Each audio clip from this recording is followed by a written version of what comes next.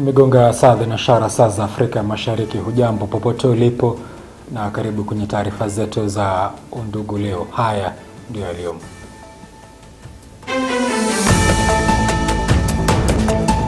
So if there is any political leader that thinks is going to run away and is going to escape taking the burden of proof, they are cheated. We are going to rein in any political leader that is inciting the public, that is breaching the law according to the NCAC Act. Tume ya NCAC imesema inaendelea kuchunguza matamshi ya chuki yanayodaiwa kutolewa na baadhi ya viongozi wa kisiasa. Sami Douglas Kamau Waweru, having been elected a member of the National Assembly, do swear in the name of the Almighty God that I will bear true faith and allegiance to the people and the Republic of Kenya. Mbunge wa Olkalao Sami Douglas Kamau Waweru amekula kiapo rasmi kuiwakilisha eneo bunge hilo katika bunge la kitaifa. Our Vice Chancellors, we will be engaging them as we now progress to even a better funding model for us to move this country to a first world status. Knowledge, education is central to that journey. Rais William Ruto abaini kuwa serikali yake imeweka mikakati ya kuboresha elimu nchini. Remarkable and consistent commitment to humanitarian values, global responsibility and protection of the vulnerable communities. Na zaidi ya wakimbizi 1500 wanaoishi katika kambi za wakimbizi za Kakuma na Dadaab wamepata afueni kubwa baada ya kupokea vyakula vya msaada.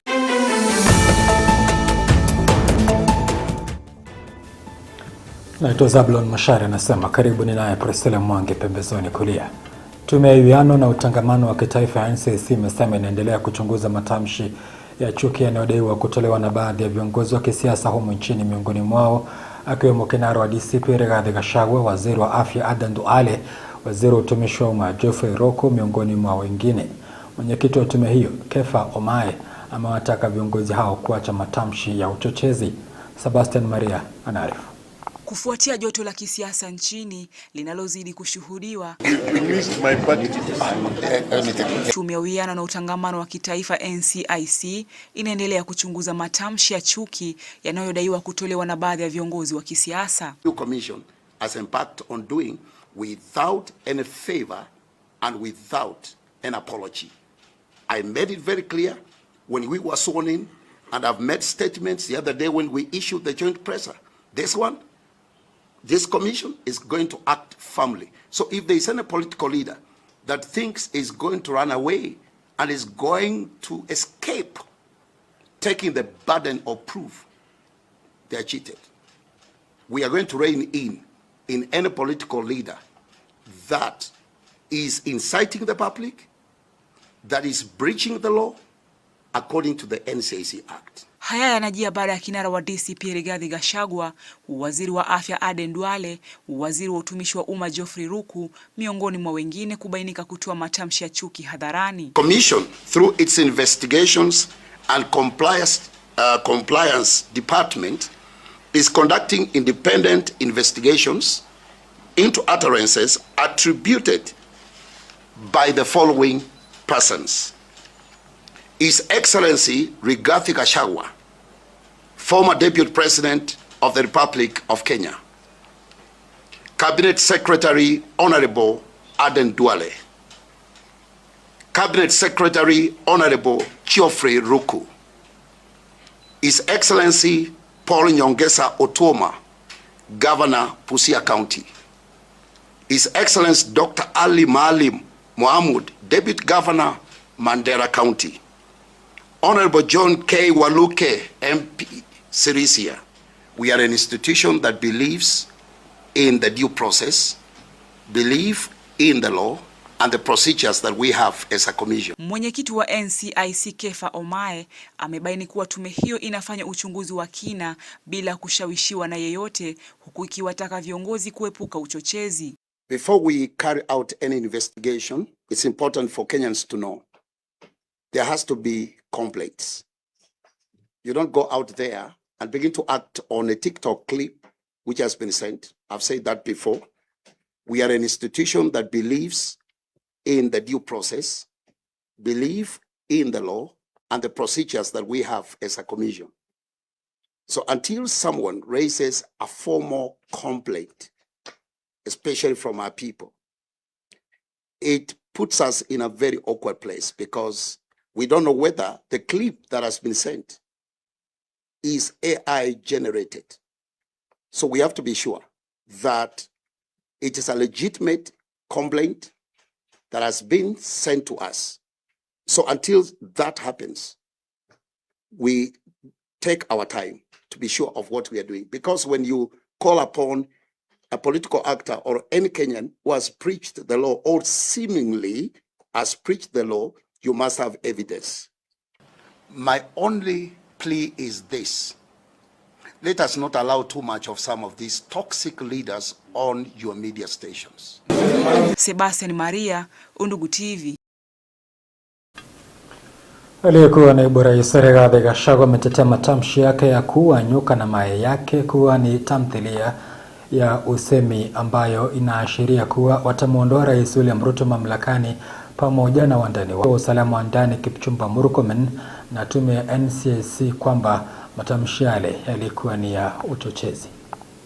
Jana nimesema ya kwamba watuulize sisi tunatumia figurative language.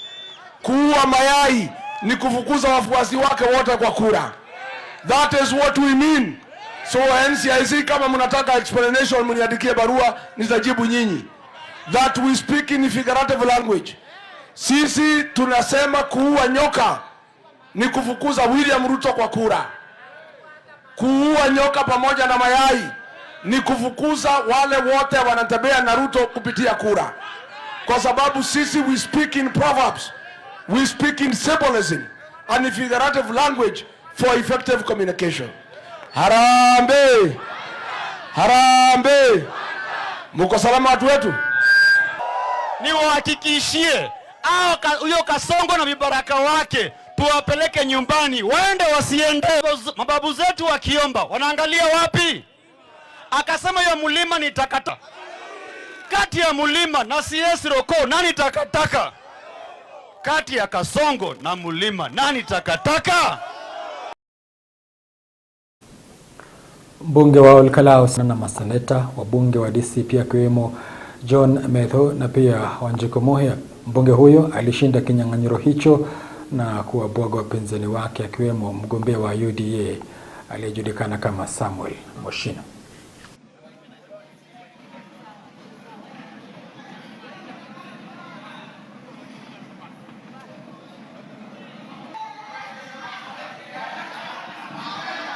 Order. Order. Order. Are you a Christian or a Muslim? I'm a Christian. You swear by the Honorable Bible? Speaker. Honorable Speaker, I beg to introduce to you the member-elect for Olkalau constituency, namely Sami Douglas Kamau Waweru. The Bible? Bible, yes. Here. Lift the Bible in your right hand and recite this oath. Starting with your name. I, Sami Douglas Kamau Waweru, having been elected a member of the National Assembly, do swear in the name of the Almighty God that I will bear true faith and allegiance to the people and the Republic of Kenya, that I will obey, respect, uphold, preserve, protect, and defend the Constitution of the Republic of Kenya, and that I will faithfully and conscientiously discharge the duties of a member of parliament. So help me God. Very well. Congratulations. Thank you, Mr. Speaker. You may proceed and sign to your oath of office. Rais William Ruto amebaini kuwa serikali yake imeweka mikakati ya kuboresha elimu nchini kwa kutoa ufadhili kwa kila mwanafunzi ili kuhakikisha wanafunzi wote wamepata fursa ya kusoma bila vikwazo vya ukosefu wa karo. Akibaini kuwa alipoingia mamlakani sekta ya elimu ilikuwa imezorota, ambapo baadhi ya vyuo vikuu vilikosa fedha za kuendeleza shughuli zao. Aidha, kupitia mifumo ya sera alizoweka, sasa elimu anasema kwamba imeweza kuimarika. Mwanahabari wetu anajulikana kama Isaac Musioka anaarifu. Wakati wengi wa viongozi wanapozidi kutoa maoni kinzani kuhusu mfumo wa elimu nchini,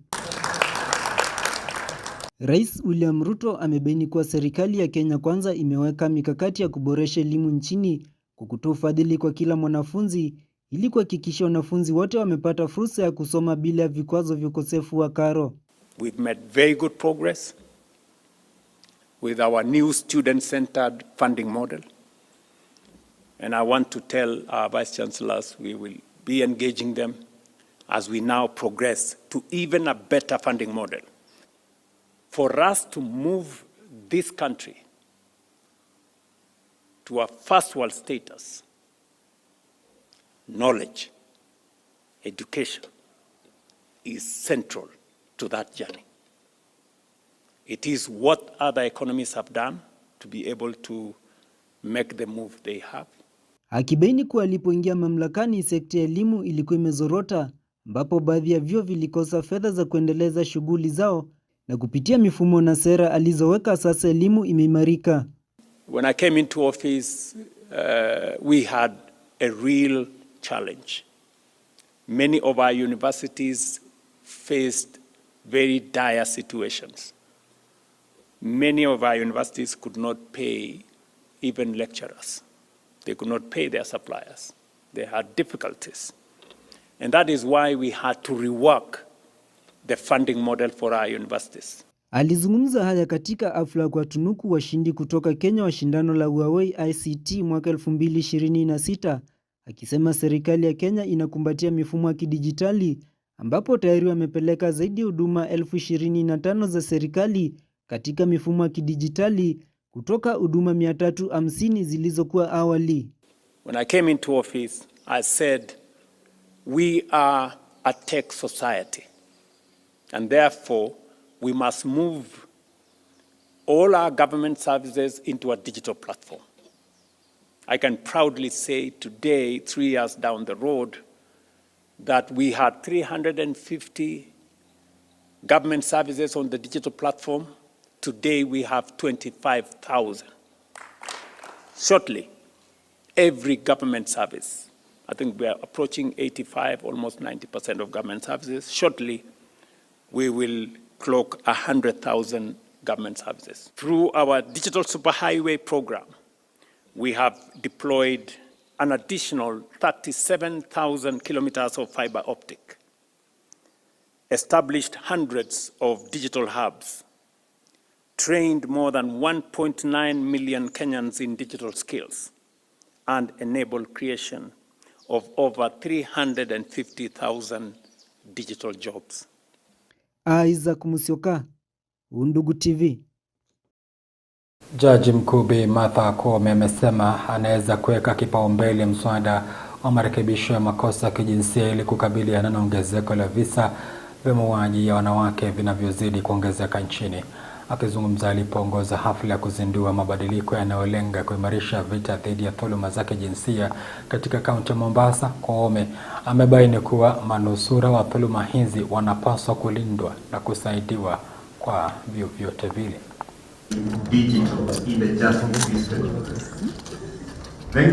Over the next 2 days, we will also consider several strategic reforms that build upon this shared vision.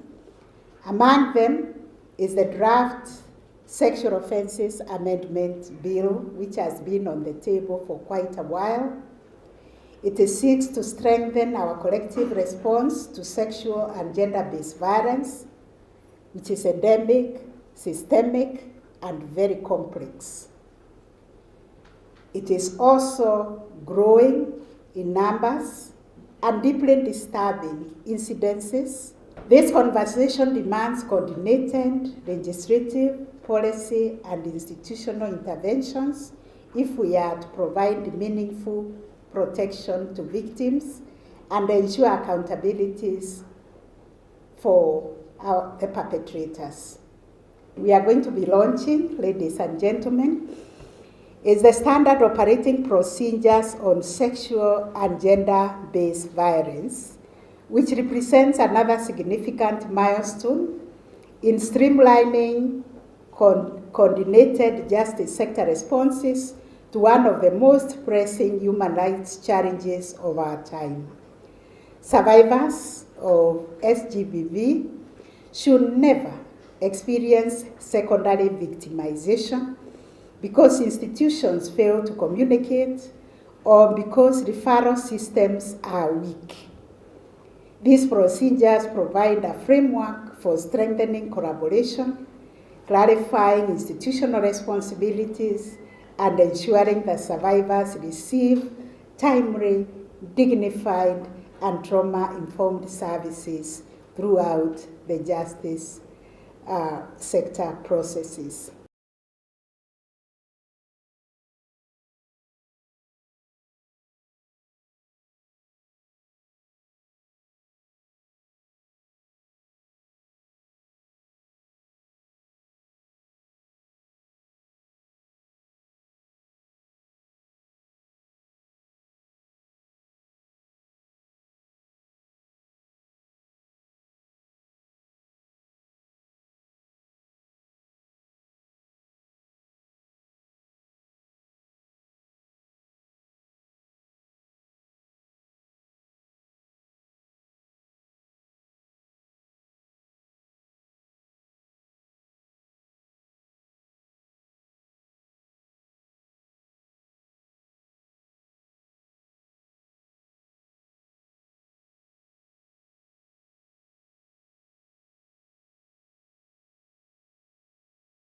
za Kakuma na Dadaab wamepata afueni kubwa baada ya taifa la Korea kutoa ufadhili wa tani 10,000 za mchele. Msaada huo wa kibinadamu wenye thamani ya dola za Kimarekani milioni 9.53 unatarajiwa kuwasaidia wakimbizi walio katika mazingira magumu, hasa kutoka Somalia, Sudan Kusini na Jamhuri ya Kidemokrasia ya Kongo, ambapo wameathiriwa pakubwa na kupungua kwa misaada ya kimataifa ya kibinadamu. Katibu Mkuu Daktari Belio Kipsang aliongoza hafla ya kukabidhi shehena hiyo ya mchele kutoka Jamhuri ya Korea kwa shirika la WFP mjini Mombasa.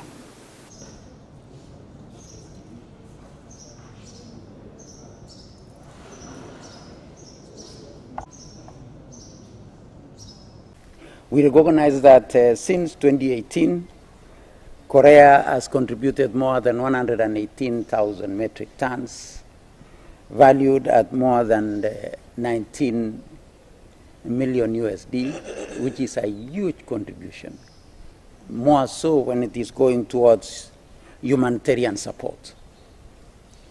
This reflects remarkable and consistent commitment to humanitarian values, global responsibility, and protection of the vulnerable communities. Again, as much, I know we were here last year, and you are able to contribute towards our support more than 23,000 metric tons of humanitarian food support. We valued at more than 19 million USD. So Korea has become a critical player and a critical partner in the humanitarian support that we all need very dearly. Today, however, humanitarian needs have reached unprecedented levels. Funding constraints have compelled humanitarian agencies to reduce food ratios for refugees, forcing many households to make impossible choices simply to survive. Without sustained support, from partners such as the Republic of Korea and other donors, humanitarian agencies will face even more difficult choices, either reducing already inadequate food ratios or excluding some of the most vulnerable refugee population from life-saving assistance altogether. The time when global humanitarian assistance faces growing constraint due to geopolitical tensions and economic uncertainties, the Korean government's raised donations to refugee camp in Kenya is both timely and profound. Asante, mimi ni Zablon Macharia, kwa heri.